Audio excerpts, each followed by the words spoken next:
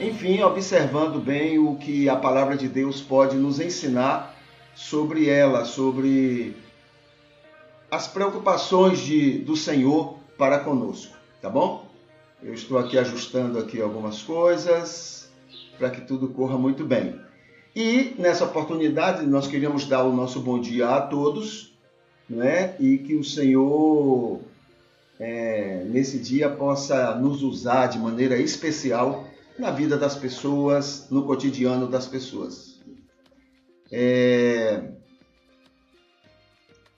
Seria interessante que, além dele nos usar de uma maneira ou outra, a gente se apresentasse para isso, entendeu? A gente buscasse se oferecer, dizer: Senhor, olhe, conte comigo, né? Eu estou ao teu dispor, eu quero fazer a tua vontade.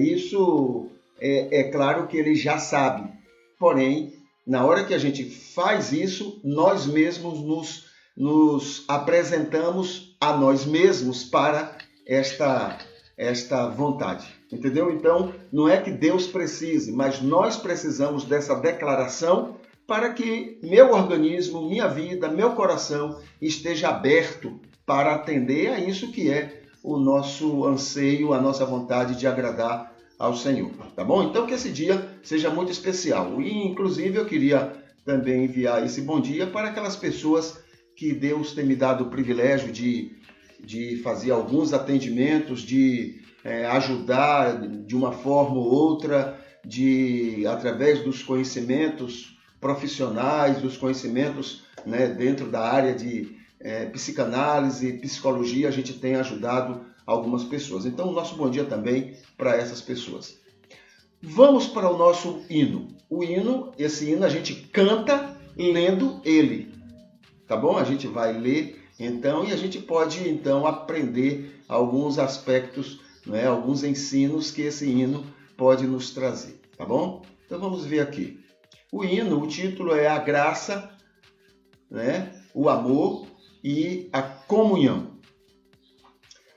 Ele, na primeira estrofe, ele diz assim: Mas vós, amados, edificando-vos sobre a vossa santíssima fé, né? Claro que essa fé não é uma obra nossa, não é uma obra operada pelo nosso coração, mas é uma obra que o próprio Deus opera em nós, né? A gente não pode esquecer disso, porque às vezes somos tentados a imaginar que essa fé somos nós que desenvolvemos e isso leva a uma certa arrogância, né, da nossa parte, mas quando a gente lembra que o pouco de fé que temos não é fruto, não é resultado da nossa iniciativa, da nossa ação, mas é resultado da ação de Deus, da graça de Deus em nós, aí a gente então fica um pouquinho mais na posição, né, na posição que realmente pertence a nós. A Bíblia coloca que Deus colocou todos debaixo do pecado, ou seja, todos estão numa mesma situação, ok? E quando a gente lembra disso, então a gente fica um pouco mais humilde diante da presença santíssima do Senhor Deus. Aí a primeira estrofe continua: orando no Espírito Santo, conservai-vos no amor de Deus, esperando a misericórdia de nosso Senhor Jesus Cristo para a vida eterna. A segunda estrofe diz assim: a graça do Senhor Jesus Cristo e o amor de Deus e a comunhão do Espírito Santo sejam com todos. Essa é a oração apostólica.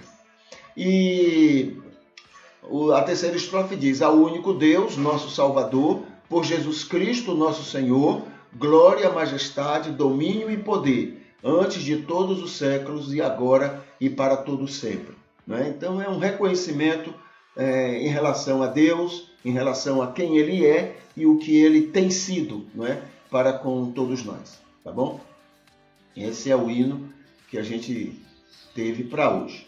Vamos para Filipenses capítulo 1. Nós estamos no versículo 25.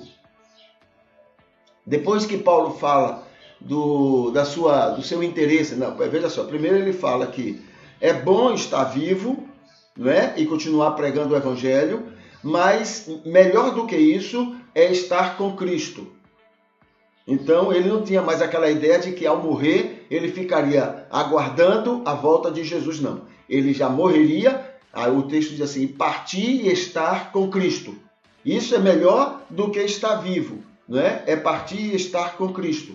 Aí ele diz assim: mas eu acho que para servir ao Senhor, melhor do que isto, do que estar com Cristo, ainda é continuar vivo e sendo bênção na vida de vocês. Sendo usado por Deus para abençoar vocês. E vocês me abençoarem. Então, ele coloca aí 3 posições: estar vivo, estar com Cristo, logo, imediatamente a morte, e também depois o estar... mas o melhor era estar vivo para continuar o seu ministério. Então, ele coloca isso. Depois disso, aí ele coloca aqui no versículo, ele fala o seguinte, mas julgo mais necessário, por amor de vós, ficar na carne. Então, essa terceira opção. Versículo 25, do capítulo 1 de Filipenses. E tendo esta confiança, sei que ficarei e permanecerei com todos vós para proveito vosso e gozo da fé. Sei que ficarei. A ideia não é uma ideia de que ele está impondo uma vontade, mas a ideia de que ele entende que vai continuar vivo ainda por algum tempo. Paulo aqui está mais ou menos, segundo algumas conjecturas, nesse período, anos 60, 61, ele está mais ou menos com essa idade. Ele tinha mais ou menos a idade de Jesus. Entende? Então, provavelmente ele está aí com seus 60 e poucos anos. Naquela época, 60 e poucos anos já era uma idade avançada e muita gente morria antes disso. Não era normal chegar, quer dizer, haviam pessoas que chegavam a uma idade maior, porém, em média, as pessoas morriam mais cedo do que isso. Mas ele está com 60 e alguns anos. Então ele ainda acredita, talvez pela saúde dele, de que ele ainda viveria mais um tempo. Então ele coloca, versículo 25, e tendo esta confiança, sei que ficarei e permanecerei com todos vós para proveito vosso e gozo da fé. Proveito vosso e proveito da fé, da pregação, da convivência espiritual com outras pessoas. Versículo 26 do capítulo 1. Para que a vossa glória cresça por mim em Cristo Jesus, pela minha nova ida a vós. Então ele continua com essa ideia de que ele ainda iria estar com os filipenses.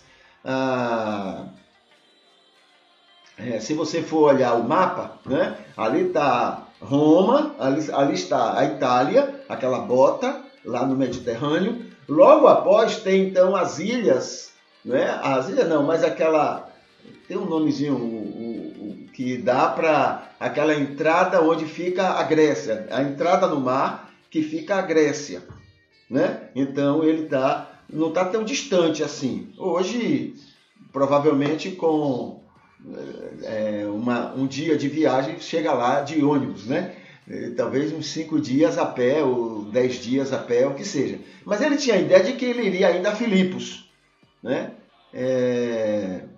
Então ele coloca, tendo confiança, sei que ficarei e permanecerei com todos vós, para proveito vosso e gozo da fé, para que a vossa glória cresça por mim em Cristo Jesus. Não é através da minha vida, do meu ministério, da minha pregação. Paulo não se coloca aqui como sendo melhor do que ninguém, não. A ideia aqui é de que Deus faz milagre, né? Usa uma pessoa como ele para ser bênção na vida das pessoas. Deus usa ele, apesar de todas as deficiências, apesar de todos os defeitos, para ser bênção na vida das pessoas.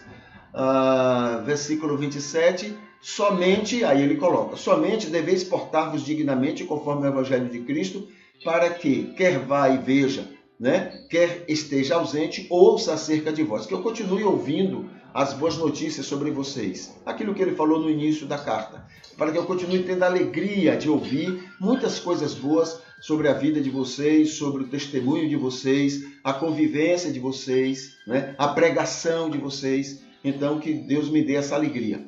E em nada vos espanteis dos que resistem, né? O que para eles, na verdade, é indício de perdição, mas para vós de salvação, e isto de Deus. Ou seja, não fiquem espantados, preocupados com aqueles que são resistentes. Não é resistente só em aceitar o Evangelho, não. É o resistente para impedir a pregação do Evangelho, né? Então, não se espantem, né?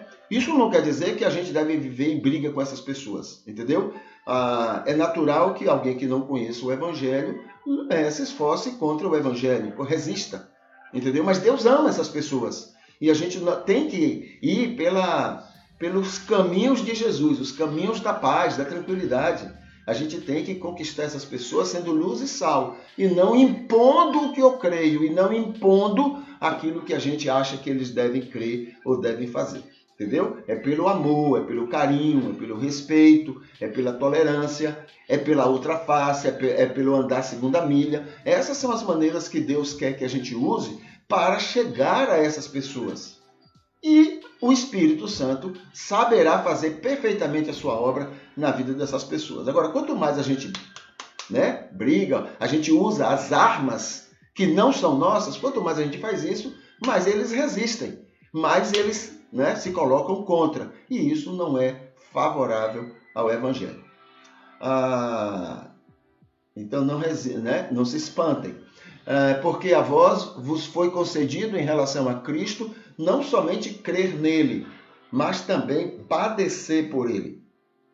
Então, para os salvos, não é somente desfrutar desse privilégio, mas é também o fato de que há um preço, né? Há um preço em ser um salvo, há um preço em ser obediente. Qual é o preço disso? O preço, em resumo, é dar a outra face. Entendeu? Dar a outra face. Bater em uma, em vez de ficar brigando e bater na dele, não. Dê a outra face. Esse é o preço. Andar a segunda milha. Né? Em vez de eu ir brigar, dizer meus direitos, você não pode me impor que eu ande a primeira... Não, ande a primeira milha, depois vá a segunda. Ofereça para andar a segunda. Esse é o preço de ser, que Paulo está mencionando.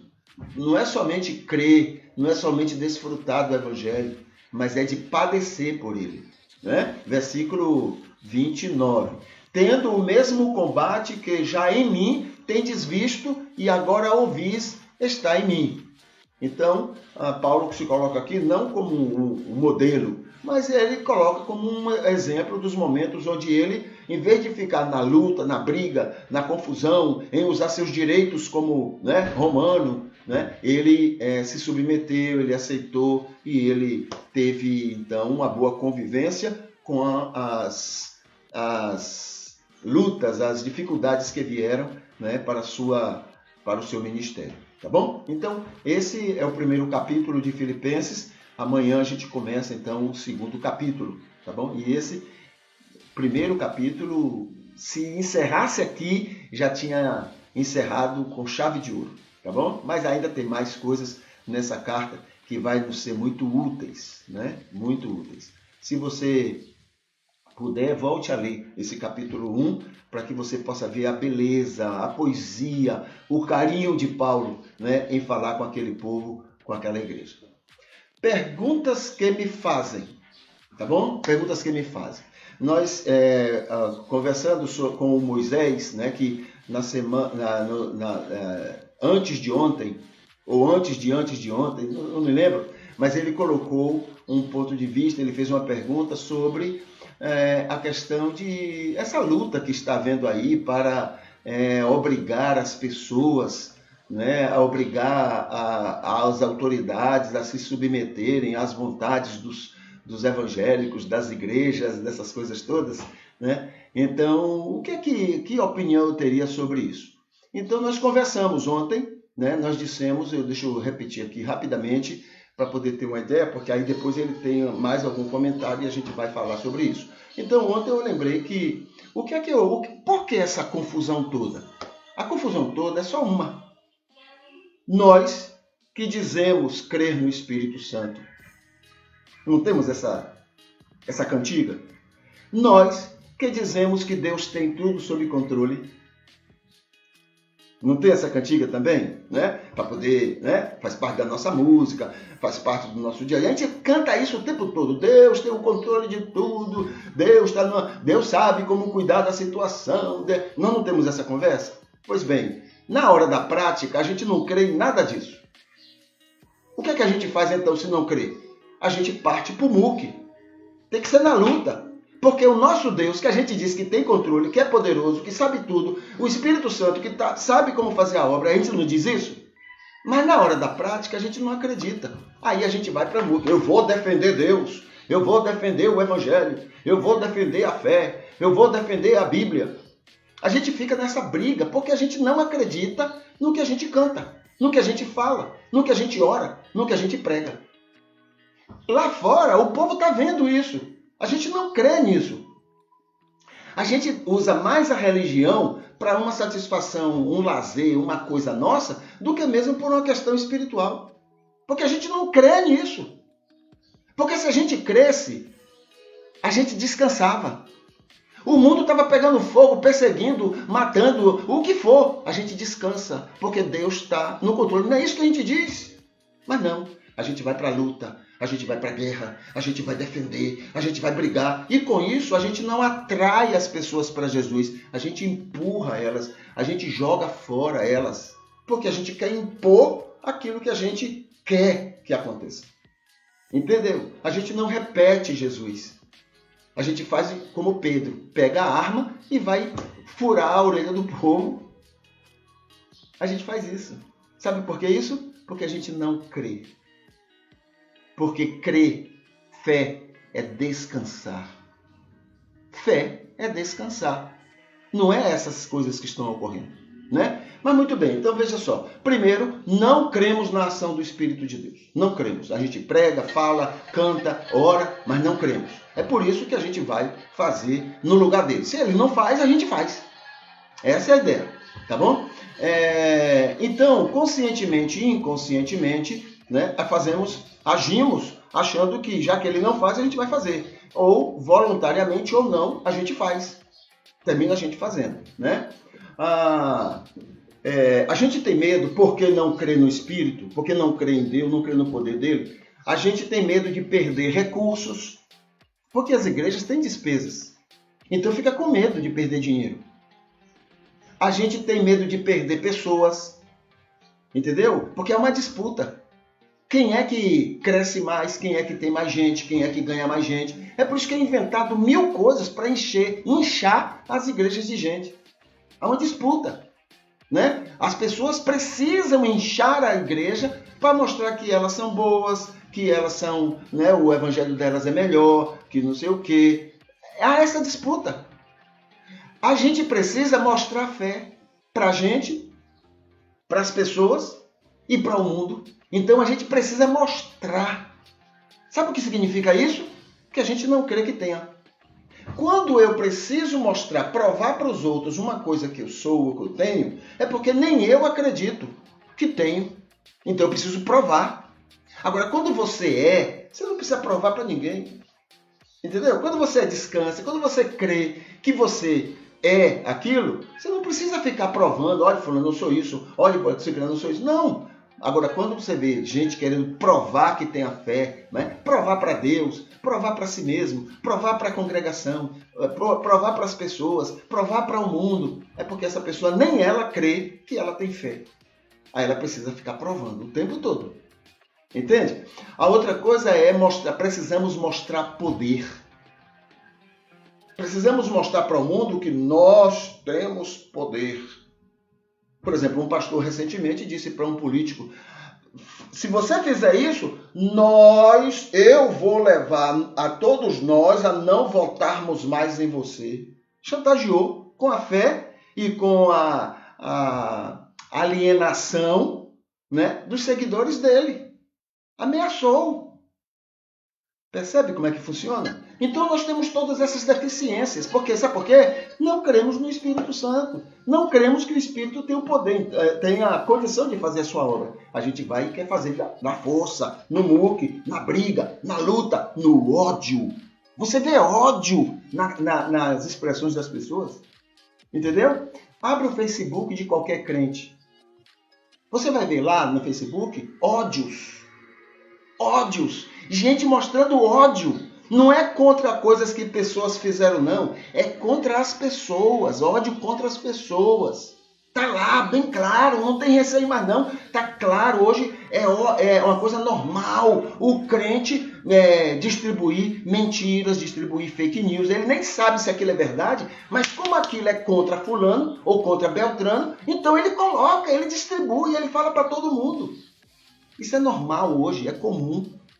Abra o Facebook das pessoas e você vai ver isso. Entendeu? Então veja, mostrar poder. Com isso, nós estamos mostrando desobediência civil, o que é contrário à Bíblia. A Bíblia diz que dá a César o que é de César. Jesus falando. E Paulo, lá em Romanos, diz que a gente deve ser obediente às autoridades. Né? Então a igreja trabalha para ser desobediente às autoridades. A igreja está dando mau exemplo aos seus liderados e aos outros, ao mundo. Né? Desobediência, desinteresse pelo coletivo. Mostramos que não temos nenhuma preocupação com um monte de gente que está morrendo. Né? Um monte de gente morrendo. É dito, não é no Brasil não, é no mundo, é dito, olha, vocês têm que parar, é lockdown para todo canto. Pode não ser verdade, mas o mundo todo está achando, entendendo isso. Mas não, a gente tem que furar isso, a gente tem que quebrar isso. Então não estamos interessados no bem do povo não, estamos querendo impor a nossa vontade. A outra coisa é... então, desinteresse coletivo, nós estamos distribuindo fake news, somos os maiores, nós, cristãos, somos os maiores distribuidores de fake news. Fazemos e distribuímos como verdades, só porque está prejudicando alguém. A gente faz questão de distribuir. Né? A outra coisa é a intolerância, violência, raiva. Né? As fotos, de uma maneira figurada, as fotos dos crentes por aí, assim... Se não for assim, o que ele está escrevendo embaixo é. Então é isso, achando que isso está defendendo o Evangelho. Não está defendendo o Evangelho. Não está. Não é assim que a gente vai ganhar o mundo. Né? Não é assim. Falta de amor aos seus e aos outros e mau testemunho, né? A gente não anda segunda milha, então o povo está dizendo, olha, ande uma milha, vocês são obrigados, todo mundo é obrigado a uma milha, ou seja, trancar tudo. Não, a gente não quer não. Era para a gente fazer o dobro. É para fechar as igrejas, fechar os cultos, fechar tudo? A gente vai fazer o dobro disso. Isso é andar a segunda milha, mas não, a gente não quer nem fazer a primeira, porque acha que está ofendendo a Deus. O Deus dessas pessoas se ofende com isso. Entende? Então, esse tem sido a nossa dificuldade. Então, eu respondi isso. Aí o Moisés falou o seguinte, pastor, as testemunhas de Jeová estão há mais de um ano de portas fechadas e não pararam de evangelizar. Estão trabalhando no evangelho através de cartas e telefone e não foi por isto que eles estão brigando na justiça para manter-se aberta. Ótimo, excelente exemplo.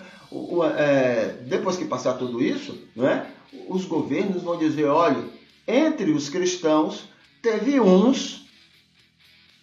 poucos, que facilitaram o meu trabalho. Mas a grande maioria era brigando, lutando contra. Eu estou falando de governos que estão trabalhando para acabar com a pandemia. Entendeu? Porque esse problema nosso, essa teimosia dos cristãos, não é só no Brasil, não. O mundo caracteriza por isso. Sabe quem é que está fazendo tudo aquilo lá nos Estados Unidos para o Trump? São os cristãos. Né? Os cristãos é que estão fazendo aquilo. Em nome de Jesus. Tudo aquilo lá. Né? E em outros países também. Tá bom? Deixa eu ver aqui mais o que ele mencionou. Será que o Deus que a igreja evangélica é diferente do Deus da Testemunha de Jeová? Ou Deus só salva eles se tiverem de portas abertas, se tiverem de portas fechadas, Deus não salva eles? Boa pergunta, né? Você vê o que é que está na cabeça dessas pessoas, tá bom? Ele coloca ainda, pastor, gostaria de saber, a Bíblia fala, não use o santo nome de Deus em vão. E vejo a política atual usando o nome de Deus em vão. Como alguém usar o nome de Deus em vão se esconde atrás da Bíblia para escravizar as pessoas? O que você acha sobre isso? Boa pergunta. Bom, tem um primeiro aspecto aqui que eu só queria destacar. Qual é o nome de Deus? É Jeová. Será que é? Ou foi o nome que Israel entendeu que era? Israel também entendeu que era para, deixa eu ver aqui, Israel também entendeu, através de Moisés, que era para que Deus havia forçado o faraó a desobedecer o próprio Deus. Isso é impossível, mas Moisés entendeu. Né? Então, será que aquele nome que Moisés entendeu era realmente o nome de Deus? Jeová? Entendeu? Então, tem essas questões. Qual é o verdadeiro nome de Deus? Pessoalmente, eu acho que quem tem nome são pessoas que têm outros semelhantes, ou seja, digamos, eu vivo no mundo onde tem muitos outros seres humanos. Então, para identificar um e outro, eu tenho um nome, o outro tem um nome, o outro tem um nome. Então, o nome é para identificar a pessoa. Agora, um Deus único, na minha opinião, no meu entender, ele não precisa de um nome, porque ele é único, ele é único, né? Não tem identificação. É por isso que, inclusive, eu acho que a Bíblia coloca tantos nomes para ele. Jeová Jiré, não sei o quê, papapá, ppp, eu sou. Esse é um outro nome que é colocado e que Jesus usou muito, eu sou. Né? Então, na minha opinião, né? Deus não precisa de nome porque ele é único. E quando é único, ele é único, é Deus. E Deus, a palavra Deus não é um nome realmente, entendeu? A palavra Deus é uma designação para alguém que tem a posição de Deus. Então, esse é um Deus. É por isso que deuses, essas coisas todas estão por aí. Agora, esse aspecto é o que eu vejo. Agora, o segundo é a questão do uso Isso é normal, né? Existe uma fatia em todas as religiões. Agora, vamos falar do cristianismo. Existe uma fatia grande no cristianismo que usa o cristianismo para benefícios políticos. Isso ocorreu antes mesmo de Constantino, né? Lá na antiguidade, quando Constantino, para poder manter o poder, para conseguir o poder e manter o poder, ele se fez de cristão, ele usou artifícios cristãos, mas era um ímpio do cão. Né? Era um ímpio do cão, mandava matar, era favorável a todo tipo de violência, era favorável a todo tipo de maldade, mas para enganar e se manter no poder, ele usava essa questão de religiosidade, né? Se mostrava religioso no momento e todo mundo achava que ele era ideal. E o cristianismo naquela época, que estava saindo de uma perseguição grande, então viu naquele homem o homem de Deus. O homem era o cão, era o diabo. Né? Mas a gente gosta de ser enganado, entendeu? A palavra correta é essa. Nós gostamos muito de ser enganados, amamos e brigamos para ser enganados. Então, o cristianismo, né, abraçou a causa de Constantino como sendo o homem que Deus levantou no mundo, e a partir daí, então, vou usar um termo aqui, a desgraceira, não é? Acompanhou o cristianismo de maneira grotesca, porque caiu nessa armadilha, entendeu?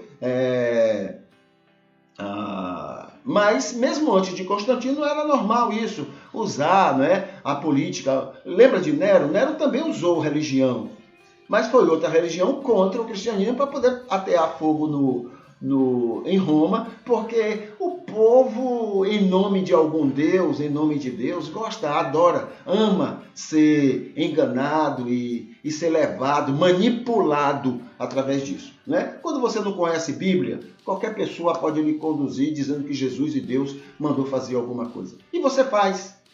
Isso é normal, isso é comum, né? Então, esse uso de Deus para benefícios políticos, isso é a coisa antiga, né? Tem gente que usa para benefício político, tem gente que usa para benefício econômico, né? Tem gente que usa para benefício... enfim, tem muitos motivos aí, né? A necessidade de poder, enfim. A religião, eu digo assim, religião é ótimo na mão de pessoas certas, mas é o cão, é o inferno na mão de gente errada. Entendeu? Você vê como religião tem esse poder. Religião tem mais poder do que política, né? A religião já matou... Eu vou falar do cristianismo. O cristianismo já matou mais gente do que você possa imaginar, do que a propaganda mostra. Entendeu? Já matamos e temos matado. Por exemplo, quando a gente mantém, né, duramente, a gente briga para que o capitalismo continue imperando, a gente está matando muita gente, né? Os fracos, aqueles que estão à margem da sociedade, esses estão sendo mortos todos os dias. A gente chama ele de preguiçosos, a gente chama ele, tem alguns até que dizem que é porque Deus está castigando mesmo. Tudo isso são argumentos que a gente usa para continuar matando muita gente, em nome de Jesus.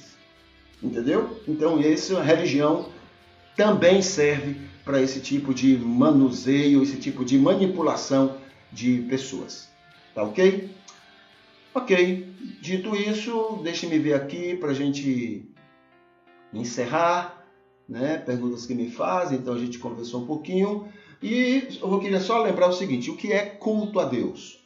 O culto a Deus é agradar a Deus, cultuar a Deus, é fazer aos outros o que quer que os outros façam consigo. Isso é cultuar a Deus. Toda vez que, quando eu for fazer uma coisa para alguém, eu pensar, eu gostaria que fulano fizesse isso comigo, né? Eu gostaria. Então, quando eu me preocupo com isso, quando eu ajo a partir disso, então eu estarei cultuando a Deus.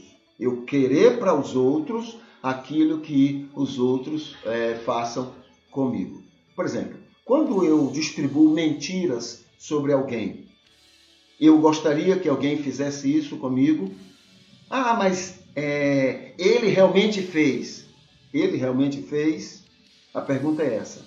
Entendeu? Ou alguém lhe disse que ele fez. Ou alguém interessado na situação contra ele lhe disse e você gostou de acreditar. Percebe? Então, cultuar a Deus não é ir domingo para cultuar a Deus. É durante a semana o que você fez com essas pessoas. Né? O amor, a luz, o sal que você foi para essas pessoas.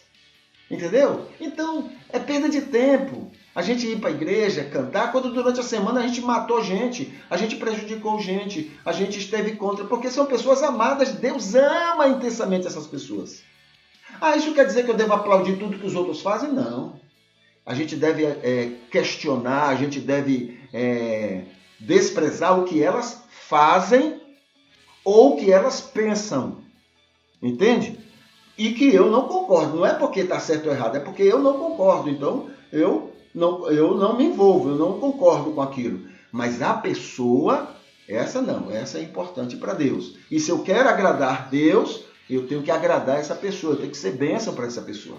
Se eu não faço isso, eu não estou cultuando. Então é perda de tempo e domingo. Deus não se deixa enganar. Entendeu? Deus não se deixa enganar. O negócio vou voltar a falar dos generais de Hitler, né? Durante a semana matava. Talvez até em nome de Deus. E no domingo iam cantar. Iam adorar a Deus. Isso não é culto. Entendeu? Isso é inferno, isso é coisa diabólica. Né? Mas cantavam, adoravam, levantavam as mãos e enchiam os pulmões de música.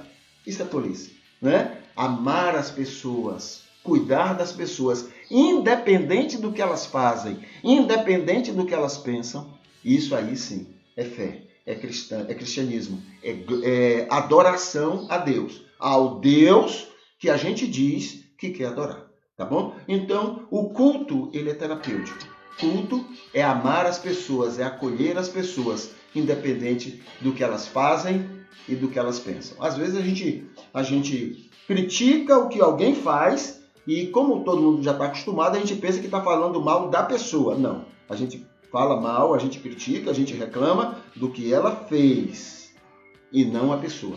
A pessoa é intocável, porque Deus ama essas pessoas.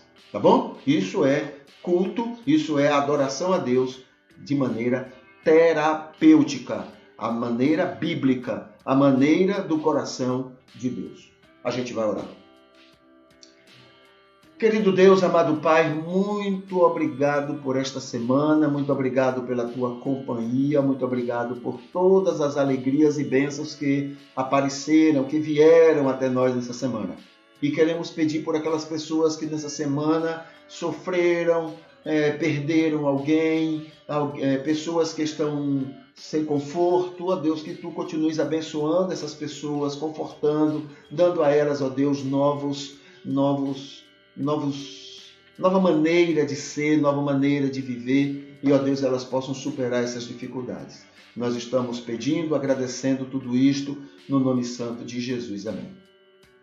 Muito bem, hoje é sábado, provavelmente vamos ter à tarde, não é? 3 horas, o nosso encontro com o Josué, e ele vai nos falar sobre o que o direito, né, oferece para favorecer a vida das famílias, tá bom? Então, que esse dia seja um dia especial para você, para os seus e para os seus muitos relacionamentos, né? Por aí, com amigos, colegas, vizinhos, enfim, que hoje seja um dia muito especial para você e através de você, tá bom? Um abraço.